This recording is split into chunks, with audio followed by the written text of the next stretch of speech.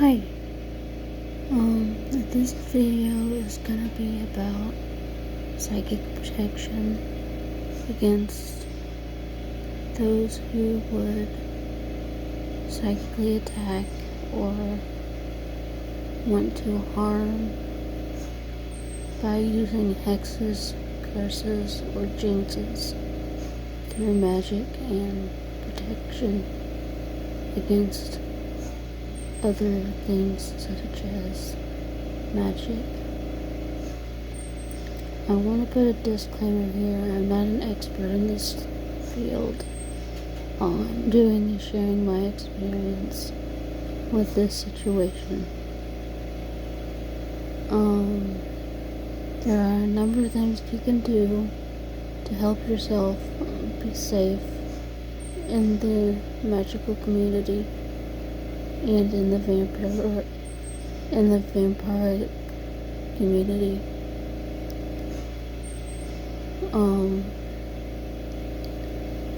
The most important part is knowing how to protect yourself from being drained of energy when it's not reciprocated.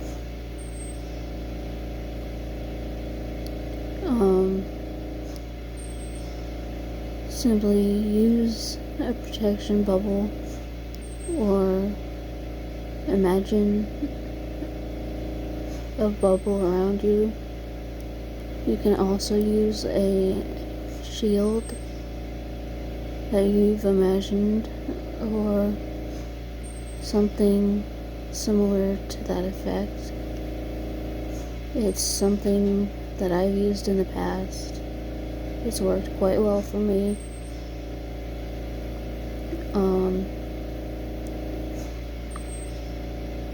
The three types of vampires that I can think of is psychic vampires, sanguine vampires, and vampires from movies, social media, roleplay, and cosplay. Plus there's the doctors that think that it's complete nonsense and they don't believe in it, and there are those who don't believe in it and get angry when you bring it up. I'm here to shed some light on the vampire community and some of the things that I've learned throughout my time as a vampire. And this is my introduction video on my YouTube experience, and this year I'm going to be discussing a lot about different spiritual things and different things about vampires that you may not have known about previously. I'm just a normal person. I don't make a living off of this, and I don't take any credit for the work that some of the people have done in the community. I'm only one person, but I will do my best to answer any questions that you might have about the situation and about vampires in general. I have read several books about the vampire community, and I don't pretend to be an expert, and I don't pretend to be the authority on vampires or the mythology or the lore, but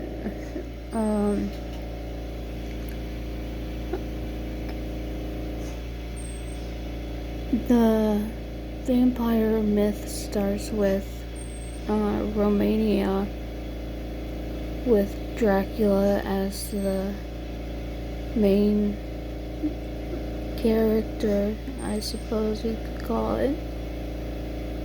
And his name literally means and translates into dragon or draconic.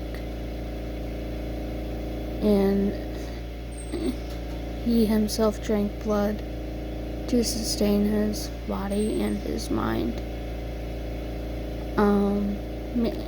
Personally, I don't drink blood. I'm a psychic vampire, and I drink in the energy of the room from people and situations I find myself in. But sometimes it causes a rift, and I find myself in difficult situations where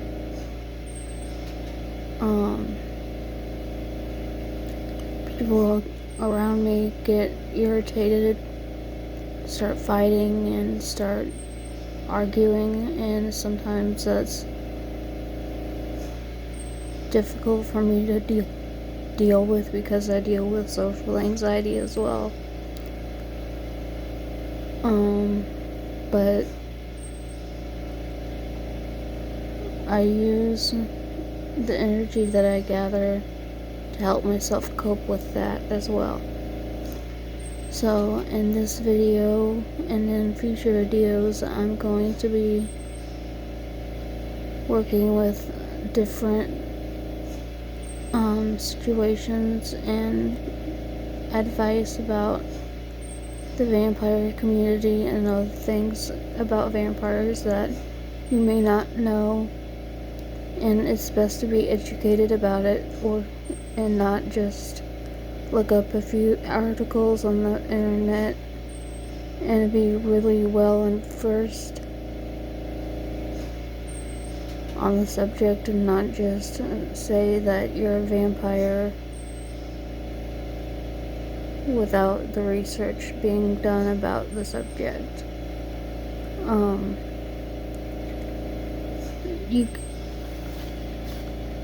There are ways you can become a vampire, but I suggest reading a lot of information about the subject before you jump to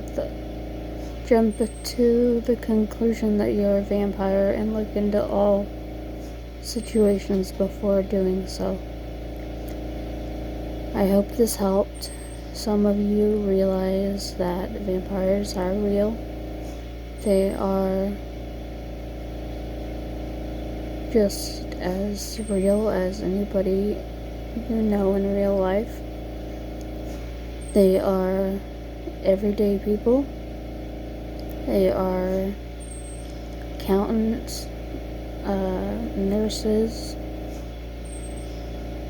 your next door neighbor, the person you sat next to in class.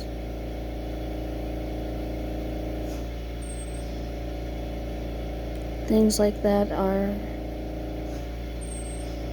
something to consider whenever you go into this field.